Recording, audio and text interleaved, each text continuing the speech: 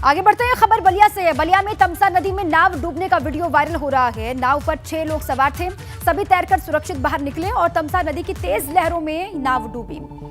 तमसा नदी में नाव डूबने का वीडियो वायरल, ये देखिए आप, वीडियो आपको दिखा रहे हैं। बलिया की तमसा नदी में नाव डूबने से हादसा हुआ और सभी जो 6 लोग थे नाव में सवार, वो सभी सुरक्षित हैं। तैरकर सभी ने अपनी जान बचा ली। ये वीडियो सोशल मीडिया पर लगातार वायरल हो रहा है। तमसा नदी की तेज लहरों में डूबी नाव और कैसे ये हादसा हुआ, इस वीडियो को आप देख सकते हैं और ये वीडियो भी लगातार वायरल हो रहा है। तमसा नदी में अचानक से नाव डूबी। गनीमत ये रही कि जितने लोग सवार थे 6, वो सुरक्षित हैं, सभी ने तैरकर अपनी जान बचा ली। लेकिन जब ये नाव डूबा और हादसा यहाँ पर हुआ, उसी की तस्वीर आपको हम दिखा रहे हैं। ये वीडियो सामने आ गया है। नाव में सवार 6 लोगों ने अपनी जान बचा ली, तैर करके सभी सुरक्षित हैं, ये कहा जा रहा है। लेकिन अचानक से हादसा हुआ। तमसा नदी की तेज लहरों में नाव डूबी। नाव में सवार होकर के नदी पार करने की कोशिश ये सभी लोग कर रहे थे, लेकिन अचानक से हादसा हुआ, नाव डूबी। राहत वाली बात यह है, गनीमत यह है कि सभी 6 लोग जो नाव में सवार थे वो सुरक्षित हैं। तमसा नदी लगातार, नदी का जलस्तर बढ़ रहा है और अचानक से लोग जब नदी को पार करने की कोशिश में थे तब यह हादसा हुआ। हादसे का वीडियो सोशल मीडिया पर वायरल।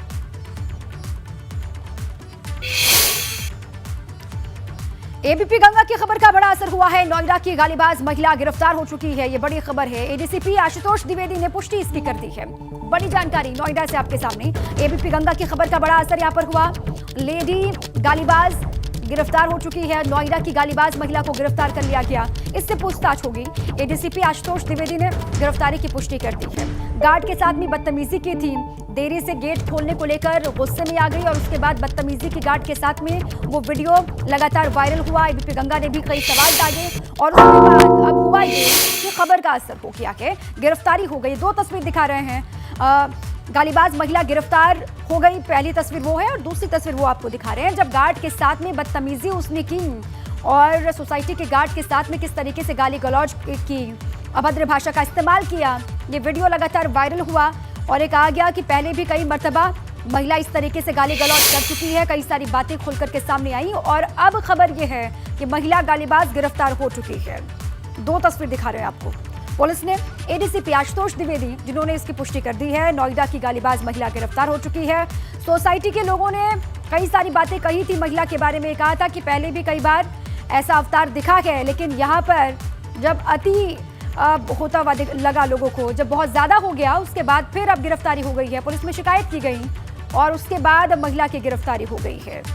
गार्ड के साथ में बदतमीजी की थी, कहा यह गया कि महज 1 से 1.5 मिनट की देरी हो गई थी गेट को खोलने में और इतनी सी देरी से महिला आग बबूला हुई और उसके बाद काफी देर तक वहां पर हंगामा भी किया, गार्ड के साथ में बदतमीजी की।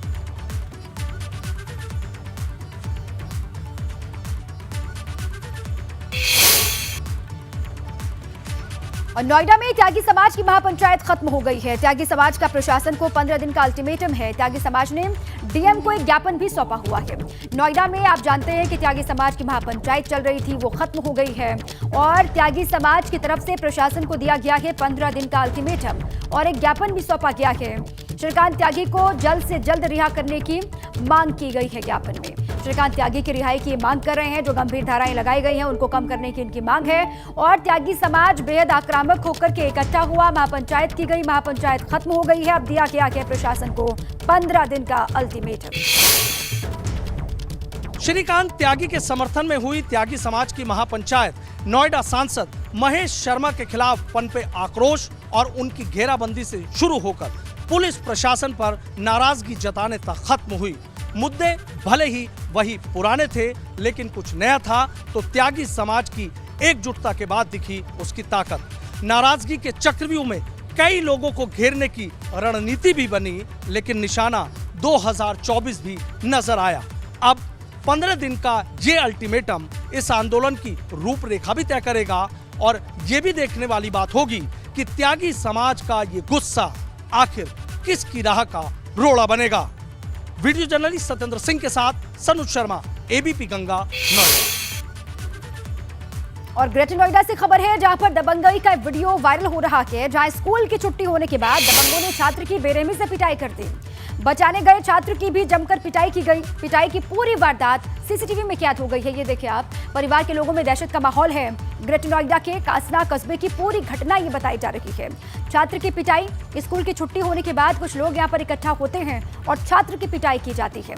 जो बचाने के लिए लोग आए उसको भी पीटा गया। ये कहा गया पिटाई की ये घटना सीसीटीवी में कैद हो गई। अब इस वीडियो के आधार पर पुलिस कर रही है पड़ताल।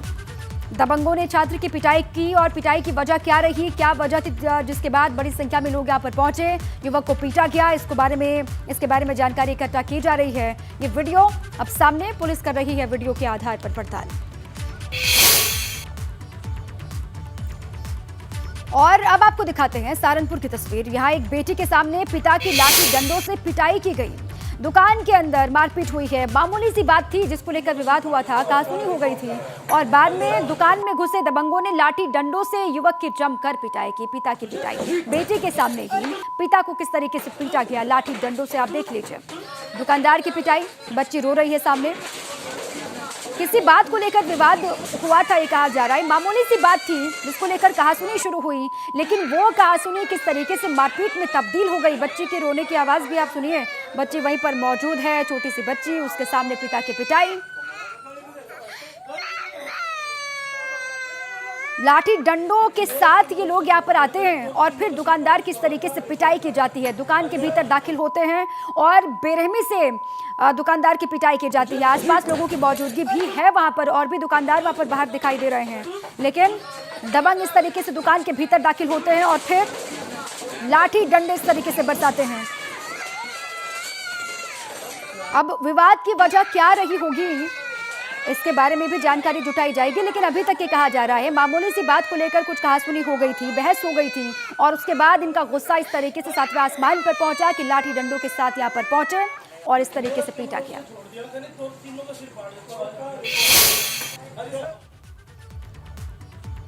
कानपुर में दहेज के लिए नवविवाहिता और उसके भाइयों के साथ जमकर मारपीट की गई। मारपीट का वीडियो सोशल मीडिया पर लगातार वायरल हो रहा है। मामला मंगलपुर थाना क्षेत्र के अकारू गांव का बताया जा रहा है। बताया जा रहा है कि नवविवाहिता से 5 लाख रुपए की डिमांड की गई थी और पैसे नहीं देने पर महिला को घर से बाहर निकाल दिया गया। बाद में जब परिजनों के साथ महिला पहुंची तो उनके साथ भी मारपीट की गई। महिला, ये खबर है कि प्रेग्नेंट भी है और कहा यह भी जा रहा है कि पेट पर भी लात घूंसे से हमला किया गया। घायल अवस्था में सभी लोगों को जिला अस्पताल में भर्ती करवा दिया गया है। पुलिस ने यह मामला दर्ज कर लिया है और पूरे मामले की पड़ताल अब पुलिस कर रही है अपने स्तर पर। मेरा पति मैं सर्विस पे ले गया था बीएसएफ में। वहाँ से 3 तारीख को हम रहा, सुबह मुझे स्टेशन पे छोड़ के चला गया और वहाँ पे भी मारपीट की। ये टाँके लगे, 3 टाँके यहाँ लगे, ये यहाँ पे टाँके लगे थे, खूब पूरे खून से सने थे। फिर वहाँ पे ऑफिसर लोगों ने बचाया, फिर प्रेशर डाला, मैंने समझौता कर लिया। बच्चे को देख के मुझे पता चला मैं प्रेग्नेंट हूँ। हम उनको गए थे भेजने वहाँ और उन्होंने कहा हमको रुपए दीजिए 5 लाख रुपया। 5 लाख रुपया जो तब अंदर घुसने देंगे, तो हमको पैसे तो भाई हमारे पास है नहीं, लाए नहीं। तो बस उन्होंने एकदम गाली गलौज के मारपीट शुरू कर दी। कितने लोग घायल हैं आपके घर से? 5 लोग हम गए, 4 लोग घायल। ससुराल पक्ष और मायके पक्ष के लोगों के बीच में मारपीट हुई, जिसमें घायलों को उपचार हेतु अस्पताल भेजा गया है और वादिया पीड़िता की तहरीर के आधार पर अभियोग पंजीकृत कर आवश्यक विधिक कार्रवाई की जा रही है। और इसी बीच मऊ से खबर है, मुख्तार के शूटर अनुज कनौजिया के घर चला प्रशासन का बुलडोजर। जमानत के बाद फरार चल रहा है अनुज कनौजिया और देखिए यहाँ पर हो गई है बुलडोजर वाली कार्रवाई। मऊ से खबर, तस्वीर भी दिखा रहे हैं। मुख्तार के शूटर अनुज कनौजिया के घर पर प्रशासन का बुलडोजर चला है। जमानत के बाद से ही अनुज कनौजिया फरार है और अब यहाँ पर बुलडोजर वाली कार्रवाई हुई है। थाना चिड़ियाकोट में मुख्तार अंसारी के शूटर अनुज कनौजिया के घर पर यह प्रशासन का बुलडोजर चला है। उसी वक्त की तस्वीर आपको दिखा रहे हैं और अनुज मुख्तार अंसारी के खास शार्प शूटर्स में से एक है, जमानत पर है, वो फरार चल रहा है। पर लखनऊ से है। लखनऊ में सीएम योगी ने कल्याण सिंह की पहली पुण्यतिथि पर उन्हें याद किया, उन्हें नमन किया। सीएम योगी ने कल्याण सिंह की प्रतिमा का अनावरण भी किया, माल्यार्पण किया और इस दौरान उन्होंने सभा को संबोधित करते हुए कहा कि प्रदेश में पहले कैंसर संस्थान का नाम कल्याण सिंह जी के नाम पर रखा गया। वहीं उन्होंने कहा कि कल्याण सिंह जी ने सुशासन की सरकार दी थी।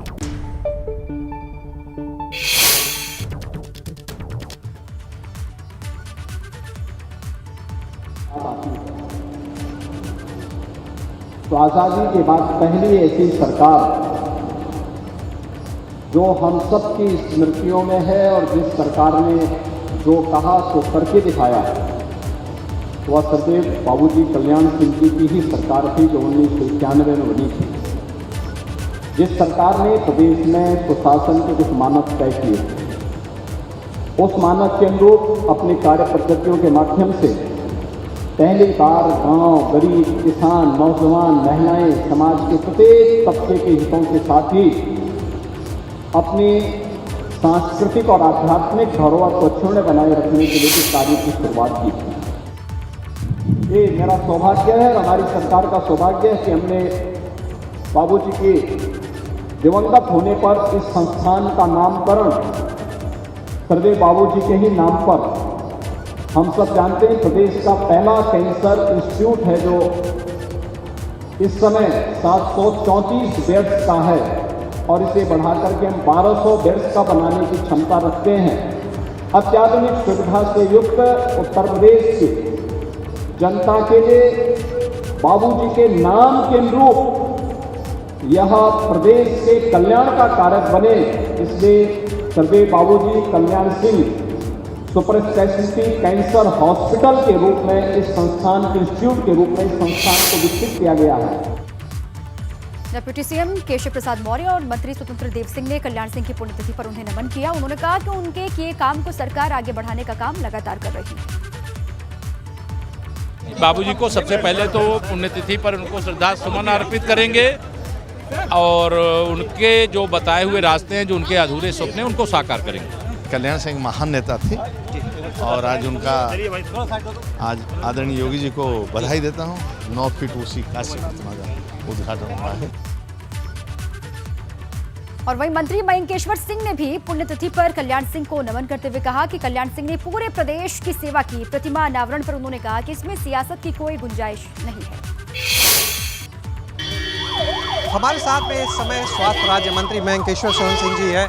मंत्री जी, आज इस संस्थान में कल्याण सिंह जी की प्रतिमा का जो अनावरण हुआ पहली पुण्यतिथि पर, क्या कहेंगे? मैं सबसे पहले तो आदरणीय कल्याण सिंह जी को हृदय से श्रद्धांजलि अर्पित करता हूं।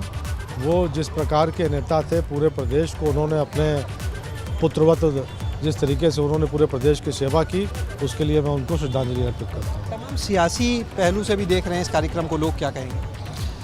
देखिए, अब मुझे समझ में नहीं आता है इसको सियासत से क्यों जोड़ रहे हैं। कल्याण सिंह जी का जो कद है, वो उस कद का, जिस कद को वो पार कर चुके हैं, उसमें सियासत की हमें नहीं लगता कि कोई आवश्यकता है। एक आखिरी सवाल, ये जो संस्थान है इसे अखिलेश यादव हमेशा अपनी एक बड़ी उपलब्धि के रूप में गिनाते रहे हैं हर मंच से, और आज वहाँ पर कल्याण सिंह जी की प्रतिमा का अनावरण। देखिए, उपलब्धियाँ तो भगवान जाने क्या क्या वो गिनाएंगे, लेकिन उनको मूर्त रूप तो भारतीय जनता पार्टी की सरकार ही दे रही है। केवल एक ज़मीन आवंटन कर देने का मतलब ये नहीं है कि कुछ हो गया। पूरा ये इतना विशाल वो खड़ा हो गया आज भवन, ये भवन तो हम ही लोगों ने खड़ा किया। बहुत शुक्रिया बात करने के लिए। तो ये थे हमारे साथ में मयंकेश्वर सिंह जी। इनका साफ तौर पर कहना है कि इस पूरे कार्यक्रम को सियासी चश्मे से नहीं देखा जाना चाहिए, और जहां तक बात करें इस संस्थान को लेकर, तो उन्होंने कहा कि अखिलेश यादव अपनी तमाम उपलब्धियां गिनाती हैं, लेकिन सिर्फ ज़मीन लेने का मतलब संस्थान नहीं होता। इस संस्थान को पूरा करके जो मूर्त रूप है, ये वर्तमान सरकार नहीं दिया है। कैमरा सहयोगी हरिओम के साथ शैलेश अरोरा, ABP गंगा, लखनऊ। और इसी के साथ ही बुलेटिन में अभी के लिए बस इतना ही। खबरें लगातार जारी हैं, आप रहे हमारे साथ।